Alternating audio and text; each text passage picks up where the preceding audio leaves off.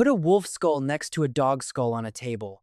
Same basic blueprint: eye sockets, teeth, jaw hinge, but the dog's face often looks like it's been gently pushed inward. Shorter muzzle, broader forehead, smaller, tighter teeth. The wolf reads like a tool made for a dangerous job. The dog reads like a tool that got reassigned.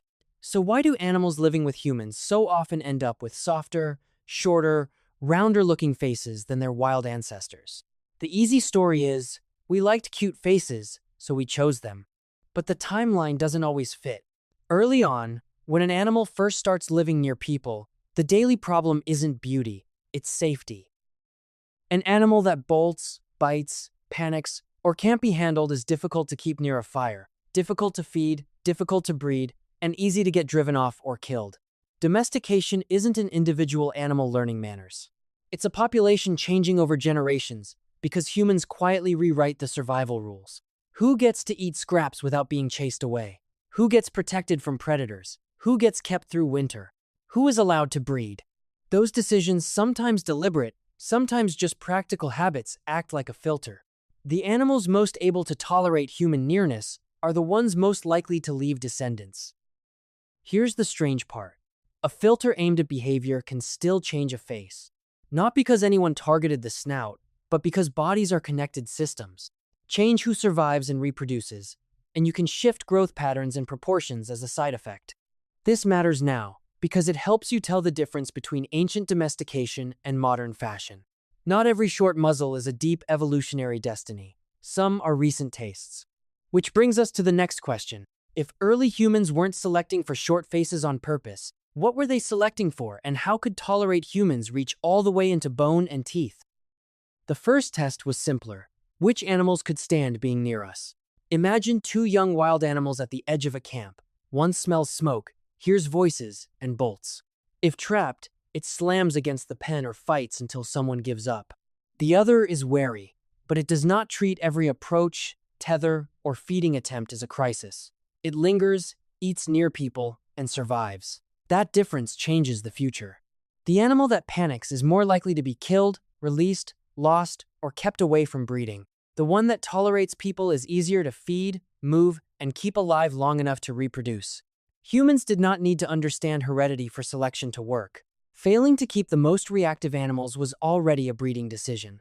So the first filter was not beauty. It was manageability. Less fear, less aggression, more tolerance of human presence. And temperament is not just a mood. Fear runs through biology. It involves stress hormones, adrenal glands, and the timing of fight-or-flight responses. Those same internal conditions are part of the environment in which a growing animal builds bone, cartilage, teeth, and body proportions.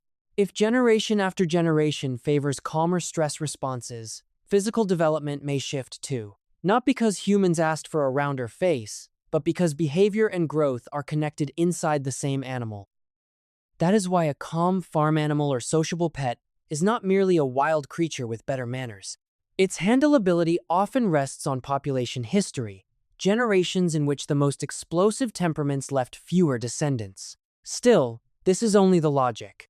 The next question is whether anyone has watched it happen. Select mainly for friendliness, and then see ears, coats, and faces begin to change. Yes. The clearest example begins with foxes that were not chosen for beauty. They were chosen mainly for a simple reaction. When a human came close, which foxes stayed calmest? In Siberia, in the late 1950s, Dmitry Belyaev and Ludmila Trut began breeding silver foxes under that rule. Picture two cages on the same farm. In one, a fox retreats to the back, ears tight, teeth exposed, ready to bite or flee. In another, a fox remains near the front. It takes food. It allows a hand nearby. That calmer animal was more likely to be bred. After only several generations, some foxes in the selected line were no longer merely less defensive. Reports describe animals that approached people, wagged their tails, whined for attention, and licked experimenters' hands. Control line foxes, bred without that tameness filter, remained much closer to the wary behavior of wild foxes. Keep distance. Avoid contact. Treat the human as a threat. Then the surprise became physical. Over later generations, some tameline foxes showed traits often associated with domestication. Patches of white fur, tails that curled, ears that sometimes drooped, and changes in the head and face. Reviews of the experiment describe shortened snouts, shortened upper jaws, and wider or otherwise altered skull proportions. Other reports describe reduced stress hormone responses and changes in adrenal biology in the tame lines. That matters because it weakens a simple explanation that humans changed animal faces only by choosing animals that looked appealing. In this experiment, the main filter was temperament. The visible changes appear to have followed along with selection for reduced fear and aggression. The foxes are not a perfect replay of how dogs evolved, and they do not prove that every domestic species changes in the same way. But they give us a powerful clue. When survival and reproduction depend on being calm around humans, the face can change too. The next question is why? How can selection for one behavior end up connected to pigment, ears, stress hormones, and the shape of the skull? Start with the animal, not the cell. A fox that approaches a human hand instead of lunging or fleeing is more likely to be bred. Over generations, that choice favors whole animals with calmer reactions to people. No one is selecting cells under a microscope. A hidden developmental package may come along for the ride. One leading hypothesis begins inside the embryo. Neural crest cells form near the developing nervous system, then move through the body like an early construction crew. Some help shape the skull, jaw, and face. Some contribute to teeth. Some become pigment cells in skin and fur. Others help build peripheral nerves and the adrenal medulla, both involved in stress responses. That gives the idea a simple ladder.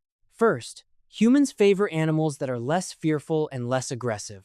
Second, those animals may differ in stress biology and in the developmental systems connected to it. Third, if neural crest development shifts slightly in cell number, timing, movement, or activity, several traits could change together later in life. A shorter or reshaped snout, smaller jaws or teeth, white spotting, softer ear cartilage, and a calmer stress response might not be separate accidents. They could be side effects of changing an early shared source. That is why neural crest cells became central to discussions of domestication syndrome. They offer a plausible bridge between behavior and the face. But plausible is not proven. The neural crest hypothesis is influential, not settled. Some domestic mammals show many of these traits. Others show only pieces of the pattern.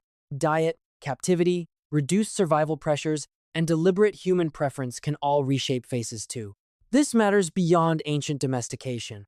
When people breed for one trait, calmness, coat color, or a fashionable look, other biology and health can come with it. The embryo link helps explain why domestication can produce clusters. The next question is why the cluster differs by species.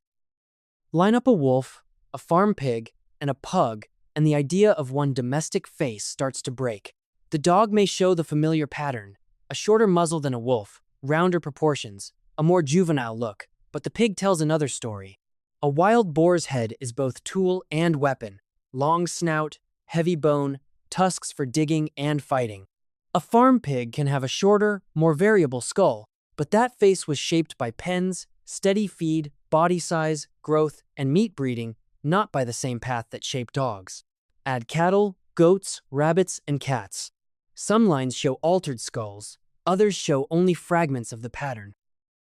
Domestication repeats certain changes, but it does not stamp one mask onto every species. The reason is that domestication is not one pressure. Humans often favored mammals that were safer to handle, but they also favored milk, meat, fiber, labor, guarding, fertility, and confinement tolerance. Softer feed could reduce the need for large jaws and teeth in some lineages. Human protection could weaken older survival demands too. Less hunting, less fighting, fewer predators, fewer moments where a powerful skull decided survival. Skulls make the pattern even less uniform. They do not evolve as one solid piece. The muzzle, jaw, brain case, and teeth can shift partly independently. One lineage may shorten the snout, another may broaden the skull, another may change mostly in size. Comparative studies suggest domestication can even increase skull shape variation, because human-controlled breeding lets more forms persist than wild selection might tolerate. This is why extreme flat faces need a separate explanation. A pug, bulldog, or flat-faced Persian cat is not the inevitable endpoint of ancient domestication. Those faces were intensified by recent human preference and breed standards. When a face is pushed that far, It can become a body the animal struggles to live in. Narrowed airways, crowded teeth, exposed eyes, or difficult births. So domestication gives humans power over more than behavior. Sometimes we choose a calmer animal, and the face follows indirectly. Sometimes we choose the face itself. The next question is how far our preferences should go. So, what do we do with this? Now that we know a face can change without anyone aiming for the face at all, picture someone at a shelter or scrolling an adoption page. Two animals, same species, same sweetness in the eyes. One has an extremely shortened muzzle, a nose pushed up, crowded teeth, and eyes that seem a little too exposed. The other has a more moderate face. Nostrils you can actually see open, room for teeth, eyelids that close normally. In that moment, the choice isn't just about what looks adorable. It's about what kind of body is likely to breathe easily, cool itself, eat without pain, and sleep without struggling. Because domestication isn't a fairy tale where affection magically reshapes bones. It's selection. Over generations, whatever humans reward directly by breeding, or indirectly by which animals we keep and protect becomes more common.